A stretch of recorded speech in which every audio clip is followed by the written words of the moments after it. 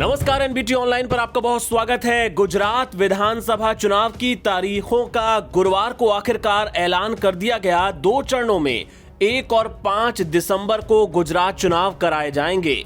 अभी तक जो तमाम सर्वे, ओपिनियन पोल सामने आए हैं वो बीजेपी की वापसी की बात कह रहे हैं और सट्टा बाजार भी बीजेपी की धमाकेदार जीत पर दांव लगा रहा है।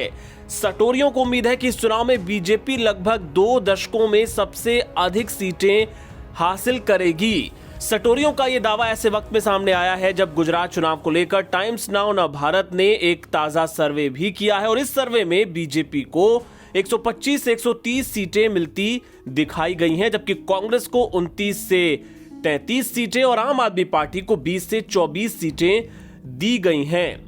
सट्टेबाजों को उम्मीद यह है कि आने वाले दिनों में सट्टा बाजार में जो कारोबार है वो करीब 40,000 से 50,000 करोड़ रुपए तक पहुंच सकता है। लेकिन सबसे अहम सवाल ये कि सटोरियों को आखिर बीजेपी की इतनी तगड़ी जीत पर भरोसा कैसे है, उसकी वजह क्या है?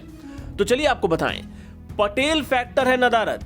2002 में तत्कालीन मुख्यमंत्री नरेंद्र मोदी के नेतृत्व में बीजेपी ने 182 सीटों वाली राज्य विधानसभा में 127 सीटें जीत ली थीं। सटोरियों को लगता है कि इस बार पार्टी को कम से कम 120 सीटें मिल सकती हैं। इस तरह के यकीन के पीछे सबसे बड़ी वजह यह है कि पार्टी को 2017 के उलट पटेल समुदाय से किसी भी प्रतिकूल प्रतिक्रिया का सामना नहीं करना पड़ रहा है। तब बीजेपी की सीटों की संख्या 99 तक गिर गई थी और ये 2002 के बाद से सबसे कम थी। पटेल समुदाय तब आरक्षण की मांग को लेकर बीजेपी से खफा चल रहा था और 2017 के चुनाव में पटेल आंदोलन का जो सबसे प्रमुख चेहरा थे हार्दिक पटेल, वो इसी साल जून में कांग्रेस छोड़कर बीजेपी में शामिल हो गए। पटेल समुदाय राज्य की आबादी का 12 से 14% है और सट्टेबाजों का ये दावा है कि वो सामूहिक रूप से बीजेपी के लिए ही वोट करेगा।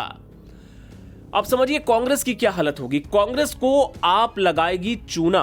जहां तक कांग्रेस का सवाल है तो पार्टी को प्रमुख रणनीतिकार और गांधी परिवार के लंबे समय से सहयोगी रहे अहमद पटेल की कमी खल रही है। अहमद पटेल की काडर जुटाने में बड़ी भूमिका रही थी। पटेल की 2020 में मल्टी ऑर्गन फेलियर से मौत हो गई। कांग्रेस के लिए सट्टा बाजार के मुताबिक जो सीटों की टैली है वो 15 से 30 के बीच सिमट सकती है, जबकि 2017 में पार्टी ने बेहतरीन प्रदर्शन किया था। उस वक्त 77 सीटें उसे हासिल हुई थीं।